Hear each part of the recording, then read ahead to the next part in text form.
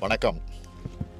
இந்நேரம் டெல்லியில் நடைபெறுகிற பிரதமர் தலைமையிலான நிதி ஆயோக் கூட்டத்தில் பங்கெடுத்திருக்க வேண்டிய நான், ஒன்றிய பாஜக அரசோட மாற்றாந்தாய் மனப்பான்மை கொண்ட நிதிநிலை அறிக்கையால் நீதி கேட்டு மக்கள் மன்றமான உங்கள் முன்னாடி பேச வேண்டிய கட்டாயத்துக்கு ஆளாக்கப்பட்டிருக்கேன்.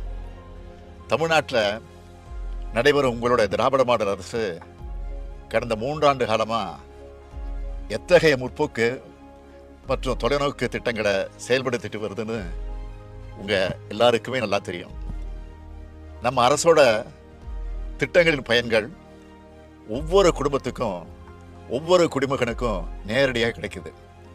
அதனால தான் திமுகவுக்கு வெற்றி மேலே வெற்றி குவியுது. நாள்தோறும் திட்டங்கள், மக்கள் மனந்தோறும் மகிழ்ச்சி, இதுதான் நம்ம அரசோட எண்ணம். இப்படிப்பட்ட நம்மோட எண்ணங்களுக்கு இடையூறு ஏற்படுத்துகிற செயல்களை ஒன்றிய அரசு தொடர்ந்து செஞ்சுக்கிட்டு வருது. ஒரு அரசு எப்படி செயல்படணும் என்பதற்கான இலக்கணத்தை நான் அடிக்கடி சொல்லிட்டு வரேன். ஒரு நல்ல அரசுன்றது வாக்களித்த மக்களுக்கு மட்டும் இல்லை, வாக்களிக்க மறந்த மக்களுக்கும் சேர்ந்து பாடுபடணும். இப்படி தான் தமிழ்நாடு அரசு பணியாற்றிட்டு இருக்கு.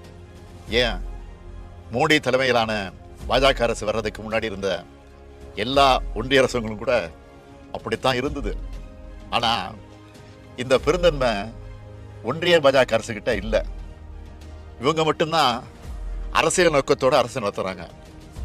அதுக்கு அடையாளம்தான் கடந்த 23ஆம் தேதி தாக்கல் செய்யப்பட்ட பட்ஜெட். நடந்து முடிஞ்ச நாடாளுமன்ற தேர்தலில் மக்களுக்கு எதிராக நடந்து கொண்ட பாஜகவை பல்வேறு மாநில மக்களும் புறக்கணிச்சாங்க. அப்படி புறக்கணித்த மாநிலங்களில் அந்த மாநில மக்களை பழிவாங்கிற பட்ஜெட்டாக தான் ஒன்றிய நிதியமைச்சர் தாக்கல் செஞ்சிருக்க பட்ஜெட் அமைஞ்சிருக்கு. ஒட்டுமொத்த இந்திய மக்களுக்காகவும் உருவாக்க வேண்டிய பட்ஜெட்டை இந்தியா கூட்டணிக்கு வாக்களித்த மக்களை பழிவாங்க உருவாக்கியிருக்கார்.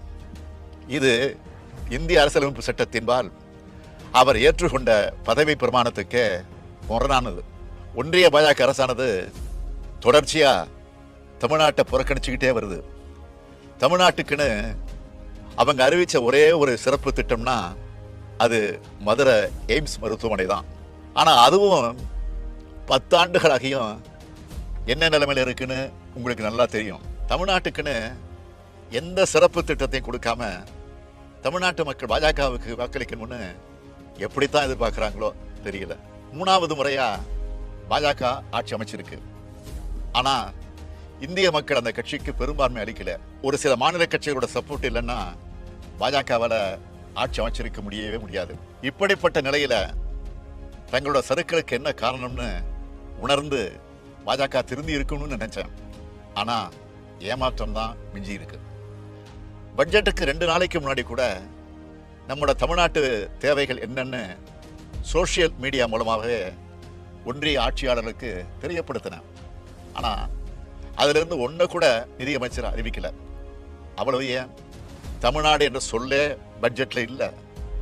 இவ்வளவு ஆண்டுகளாக சும்மா ஒப்புக்காவது ஒரு திருக்குறளை சொல்லி பட்ஜெட்டை வாசிப்பாங்க. இந்த முறை திருவள்ளுவரும் கசந்து போயிட்டார் போல. இப்படிப்பட்ட பட்ஜெட்டில் திருக்குறள் இடம்பெறாதது ஒரு வகையில் நிம்மதி தான். இந்த பட்ஜெட்டில் நாம் ரொம்ப எதிர்பார்த்தது சென்னை மெட்ரோ ரயில் 2ஆம் கட்ட பணிகளுக்கான ஒன்றிய அரசோட நிதி.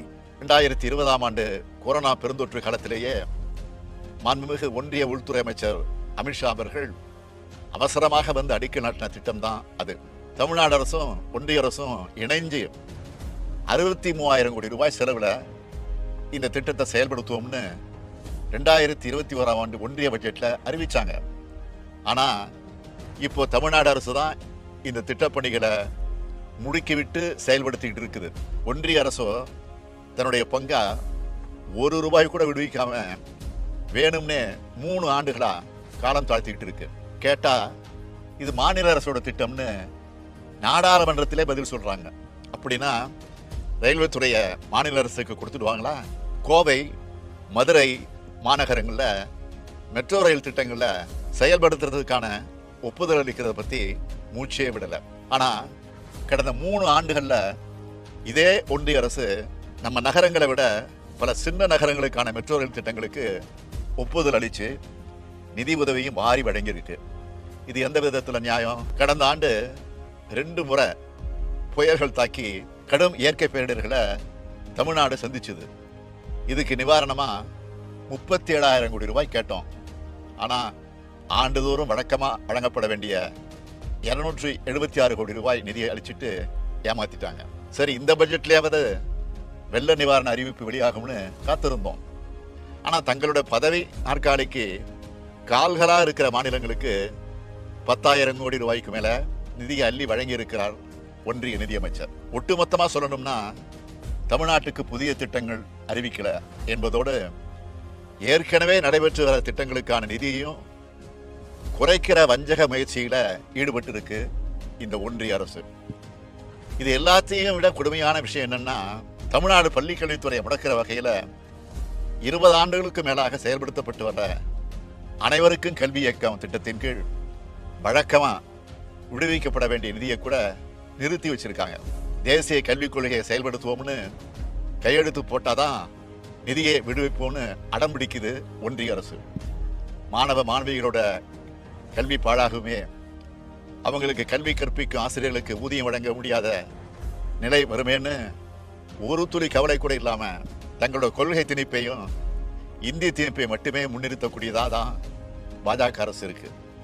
அடுத்து பட்ஜெட் உரையில் இன்னொன்றையும் சொல்லியிருக்காங்க. மாநிலங்களால் விதிக்கப்படும் முத்திரைத்தார் கட்டணத்தை குறைப்போம்னு. மாநிலங்களை கலந்து ஆலோசிக்காமலேயே பட்ஜெட்டில் அறிவிக்கிறார் ஒன்றிய நிதியமைச்சர். ஏற்கனவே ஜிஎஸ்டி வரி விதிப்பு முறையை கொண்டு வந்து மாநிலங்களோட வரி விதிப்பு உரிமையை எடுத்துக்கிட்டாங்க.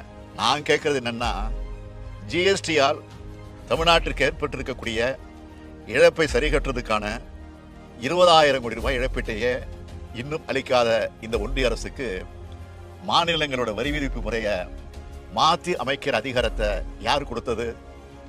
கடந்த 10 ஆண்டுகளா வருமான வரி சலுகை இன்றி தவிச்சிட்டு இருக்க நடுத்தர குடும்பங்களுக்கு வெறும் 17,500 ரூபாய் சலுகையை மட்டும் வழங்கி அந்த சலுகையும் பெரும்பான்மையோருக்கு கிடைக்காம செஞ்சுட்டு பெரும் வரி சலுகை கொடுத்ததா மார்த்தட்டிக்குது இந்த ஒன்றிய அரசு. இது தமிழ்நாட்டை பழிவாங்குகிற பட்ஜெட் மட்டுமல்ல, ஒட்டுமொத்த இந்திய நாட்டு மக்களையே பழிவாங்குகிற பட்ஜெட். சுயநலத்துக்காக நாற்காலியை காப்பாத்திக்க போட்டுக்கொண்ட பட்ஜெட் இது. ஒன்றிய அரசுக்கு தமிழ்நாட்டு மக்களின் குரலா, ஏன் இந்திய நாட்டு மக்களின் குரலா ஒன்று சொல்றேன். மேலும் மேலும் தவறு செய்றீங்க, மேலும் மேலும் தோல்விகளை சந்திப்பீங்க. இந்திய நாடாளுமன்றத்தோட இரு அவைகளும் கொந்தளிக்கிற மாதிரி இந்திய மக்களோட மனங்களும் கொந்தளிப்புல இருக்கு. இதுக்கு பாஜக பதில் சொல்லியே தீர வேண்டும்.